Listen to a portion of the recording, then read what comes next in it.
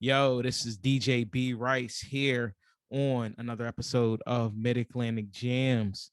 We have a super cool lyrical guest in the building this week from Staten Island by way of Baltimore. Lyricist extraordinaire Jamil Honesty just came out with that joint. Pam Grier, along with Martyr Music 2 last year, along with the Rufus Buck Project as well. Thank you for joining us today. Salute, man. Pleasure to be here. You know what I'm saying? How Yo, you let's doing? start off with that. Let's start off with that Pam Grier joint. That joint is very smooth. What was just the inspiration behind that joint? Is it from like personal experience or? It, you know, shout out to J Soul, man, for he produced the track. When I heard the track, as soon as I heard it, I was like, yo, this this joint is gonna be special. And I hadn't done a joint like that since, like, since or before that, you know what I'm saying? I hadn't done a joint about women at all, you know what I'm saying? So I was like, I just wanted to do a little something different, something to big up, um my black queens, black and brown queens. Um and I grew up in the 80s. You know what I'm saying? So we were very, during that time we were very familiar with Pam Grier. You know what I'm saying?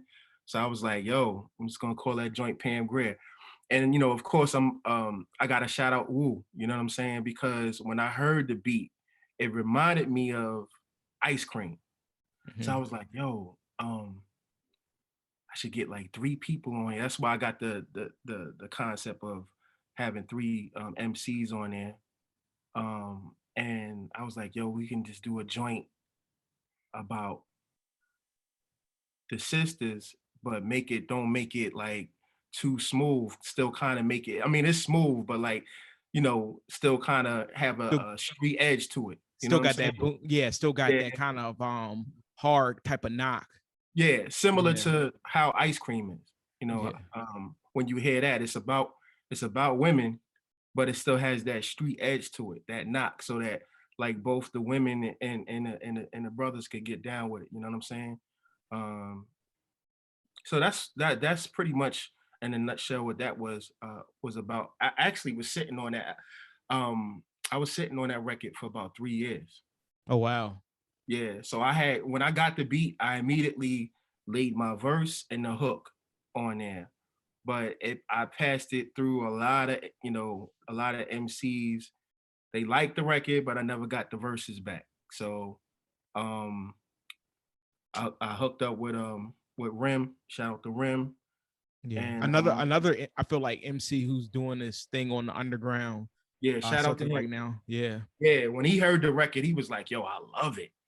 Like, I love this right here." You know what I'm saying? So he immediately laid his verse and sent it back to me.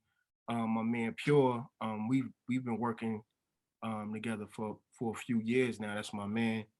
Um, he loved the record, and he ended the joint. So we put that joint together, man, and it just I knew that it was gonna be dope. You know what I'm saying? Just when as soon as I heard the beat, I was like, yeah, this is gonna be the one. You know what I'm saying? So yeah, I'm Not I'm happy that a lot of people, I'm getting some good feedback from it, man. I'm happy to see that. and I know you're super consistent, but is this single like the lead on single to possibly a new project? I know you just dropped some heat last year, but is this the lead on single? I know a lot of people in the just the scene right now are dropping at least like one or two projects a year. I feel Yeah, like you try to do like the same, maybe even more. yeah, actually, yeah. Last year I dropped "This Is War" with myself and DJ Grasshopper. Yeah. The Fix. Then we dropped Martyr Music 2, and then we dropped the Rufus Buck at the end of the year and fourth quarter. So yeah, so essentially I dropped three projects last year. Um, I'm working on a plethora of different projects, you know what I'm saying? Both on the MC side and the production side, because I make beats as well. But to get to your question, yes, that is leading to a project that I'm working on. So side A and side B. So side A is Pam Grier, side B is Pride. Both those songs are actually going to be on a project called The Greatest Dope. Okay. Um, most of the That's the pride production, joint. That's the pride joint where it's like the pride is gonna be the yeah, death of you. yeah, That yeah, joint. Okay, yeah, yeah, we've been spinning that. Yeah, we definitely been spinning that joint. yeah, yeah. I Shout out for appreciate you. it, man. Yeah, shout out for you for giving us a little bit of exclusive. I didn't even know that. Yeah, yeah, yeah, yeah, yeah. So that's actually going to be on the project, and that was produced by my man Nautilus, who's actually in VA. Okay. Shout out to him. He's What gonna have part? What part? I think he's somewhere near Virginia Beach. I can't remember where, but yeah, he's somewhere near Virginia Beach Okay, okay. because he's not far from like Bink and all of them. Got you, got you. Yeah, but he's gonna be producing majority of the project. You know, I have a few other producers on it, but yeah, he's gonna have the bulk of the joints on it. And sonically, I love the way it's turning out. It's giving me a different just a different vibe, a different sound. It's pushing my pen in a certain way. So I'm excited to be working on it, finishing it up, and to see what the fans, the supporters think about it. You know what I'm saying? And yo, how did just I know you're originally was born in Staten Island and then you ended up Mm. moving to Baltimore, but how does the Baltimore sound or just the scenery just influence you? Because I know Baltimore is definitely known for being Baltimore club scene heavy. I know they had an Right. MC. I know they've had a couple of successes MC wise. There was an artist named Tim Trees back in the day. Oh That yeah. that was like Yeah. that. Yo, I Yeah. loved his I just loved that Dalton Volume 1. Right. And they've had definitely some other MCs too as well. Shout out to You'll Never Know as Yeah, you'll well. never know. Shout out to him. Yeah, that's my man. Yeah, that's my Yeah, yo, man. big ups to him too as well. But yo, how does it just mold your lyrical and musical soundscape, just the city? Um, so when I first moved down here, I was actually surprised that yeah, even though they had the club scene, they have, Baltimore is known for the club music, but there's also an underground scene and it's always been there.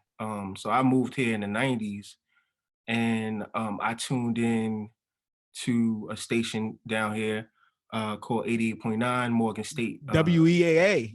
at WEAA. Yeah. So, I tuned in, and the ill thing about them is they've always not only just played, artists that were popular at the time, your Nas's, your Woos, your boot camps, Yeah. but they also played artists and groups from the city.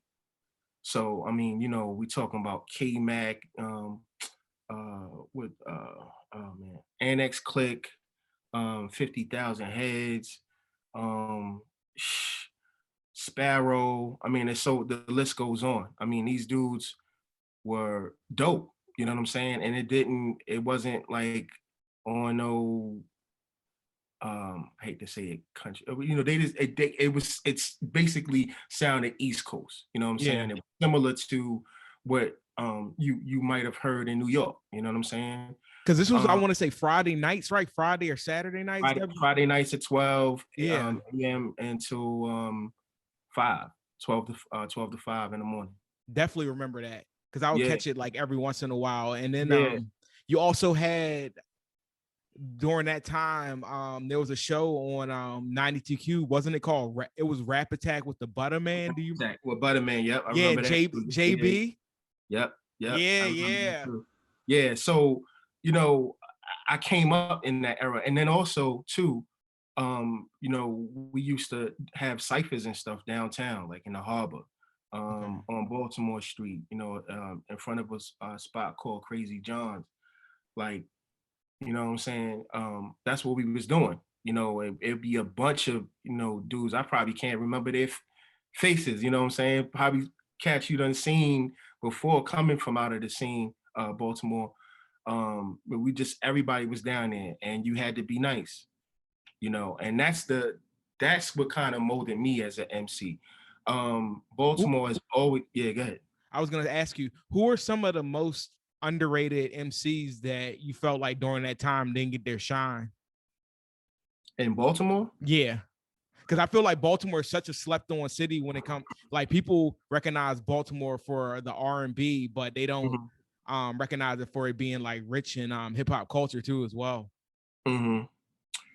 Oh man. I mean, there's a lot. It's hard to name names that really didn't get their shine outside of the city. Yeah. I mean, it's so many. It's so many. Jeez, I hate this because I'm drawing a blank right now. Oh no, you're good. You're good. Oh yeah, Lab Tech One. You know what I'm Okay. saying? Dope MC. Always been dope. Dope since I got here, like in the '90s. You know what I'm saying? He was somebody that really didn't get. I don't think he got in enough shine. But like that's the story of the city, pretty much. You get during that time, if you wasn't from New York, you know what I'm saying, or Jersey, it was like you got overshadowed. You know what I'm saying? Yeah. Um, you had him. Boss Man got a little bit of Oh yeah, I forgot yeah, about Boss Boss Man got a Man. little bit of yeah, but he didn't. You know what I'm saying? He didn't take off like he could have. Or he should Yeah. have. And I think a lot of times it's just I don't know what it is about how the industry views Baltimore, but I Yeah. mean, talent has always been there, and I think it's kind of like they look at it like no man's land when it comes to like talent, rap wise. You know what I'm saying? But the Yeah. talent has always been there. It's always been dudes that could run with your Nas's and your Jay-Z's and all of that. Yeah. You know what I mean? I remember, Wasn't there a dude named Comp that was signed to Def Jam? yeah, Comp, yeah, Yeah. shout out to him, Comp. There was a dude we used to cipher with years ago in the '90s named Frody. Okay. And Frody used to he used to tear people up in these battles, man. His freestyle was impeccable. You know what I'm saying? I mean, like that's what I'm saying. This is what we was up against. And I'm like 15, 16 years old. Yeah. You know what I'm saying? But he actually was able to get on a track with Jay-Z back in the day. Okay. You know what I'm saying? And legend has it, he gave Jay-Z a run for his money, you know what I'm saying? Oh wow. But that's Baltimore though. Baltimore has always had the talent. For some reason though, the city always gets looked over. You know what I'm saying? Yeah. But yeah. But yeah, yo, but I feel like it's not thankfully to the internet too as well. Now your product isn't being looked over. I feel like from a national audience. And I was gonna Right. ask you, my next question was, how did you link up to work with Hobgoblin for the Martyr Music 2 joint? Well, you got to understand, modern music. I don't know if you heard it, but it's a 3-part series that we actually working on. So Yeah. Modern Music 1 came out before Modern Music 2. So we did Modern Music 1 first. That was our Yeah. first endeavor. Then we went into Modern Music 2. But we linked up because I want to say like I kind of started getting noticed from cats overseas. You know what I'm saying? Like a lot of my projects um, have been produced by producers from overseas. You know Yeah, what I'm DJ saying? Grasshoppers. DJ Grasshopper, right? So we linked up through this group called Cloud City Projects. I think that's what it's called. Cloud City Projects. They did a project album called White Flags or No White Flags. Damn, I hate to butcher that, but yeah, it's either no white flags or white flags. So Hobgoblin was one of the producers. When I heard him, I was like, yo, this dude got it. Like he had what I was looking for in terms of production.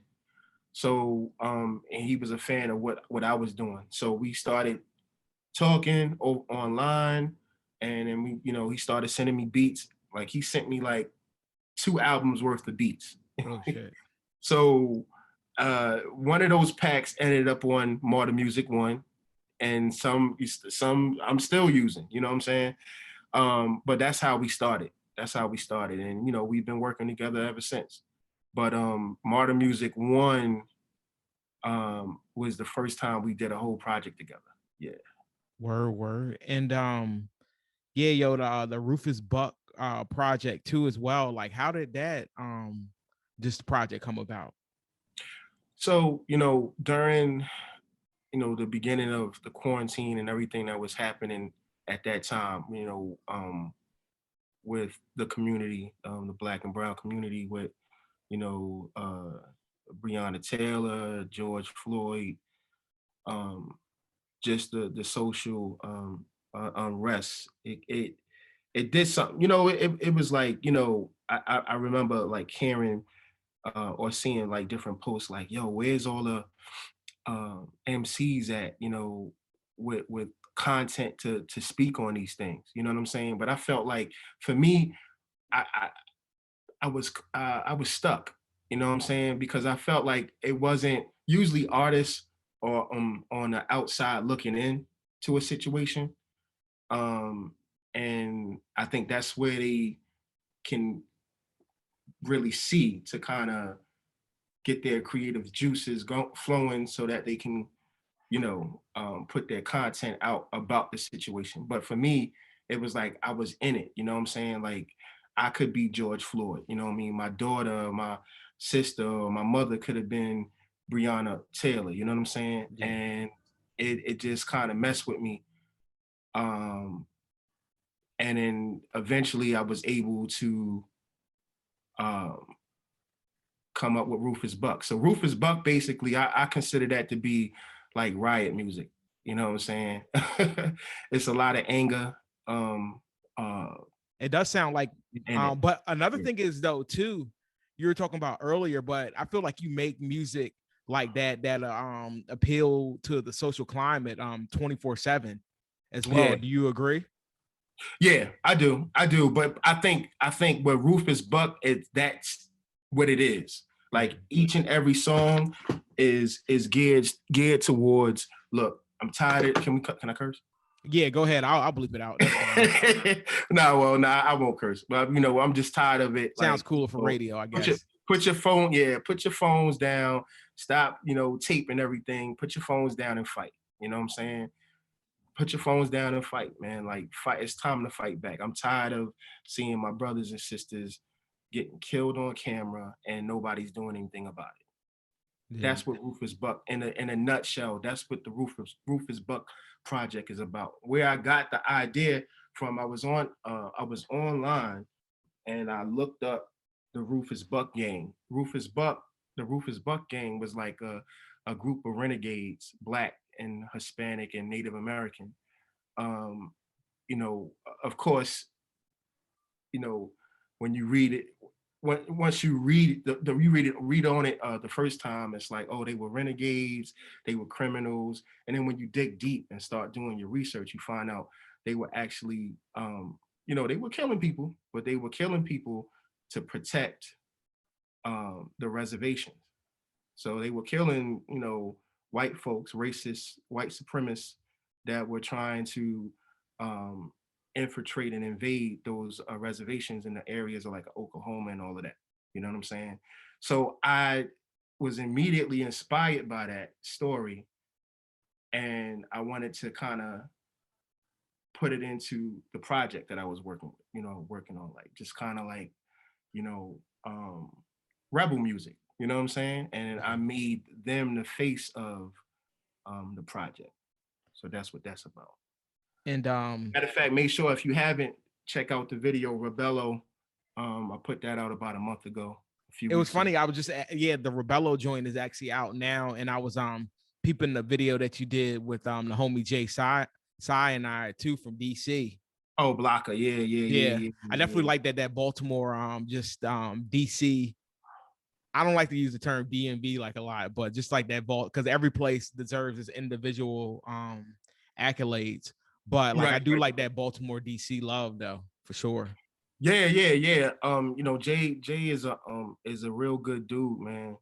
I remember I hit him up for the verse. He came to my crib. We went in the basement, and that was it. We laid it out, and it turned out the way it turned out. That's actually on Modern Music One.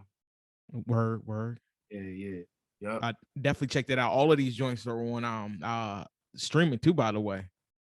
Yeah, everything is set for This Is War. We're still working on that, but you can get the physicals. The vinyl On, sold out, didn't it?